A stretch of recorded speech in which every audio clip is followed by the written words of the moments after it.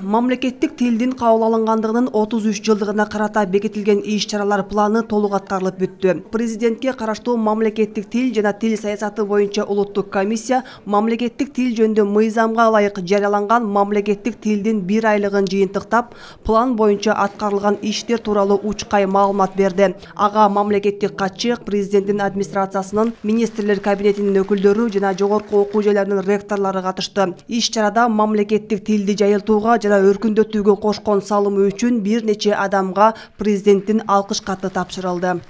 Акыркы 33 жылдарда тилибизге болгон мамиле башка жагын өзгөрүп, тил жөнүндөгү мыйзамдар, комиссиялар, токтомдор кабыл алынып, кыргыз тилин кеңири элибиздин ичинде жайылтууда, кеңири пайдаланууга өткөрүүдө ыңгайлуу шарттар түзүлдү деп эсептейм.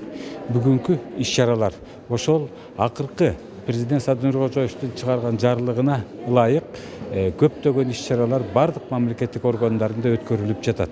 Кыргыз тилинин жакшы жактары, жетишпеген жактары да болду.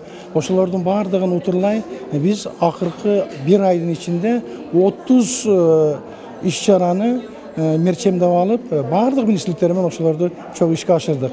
Анын ичинде эң жөнөкөй бая пропаганда жолдорунан баштап жат жазуу, кыргыз тесттен өткөрүү, бардык чиновниктерди, муниципалдык жана мамлекеттик, анан конференциялар болду.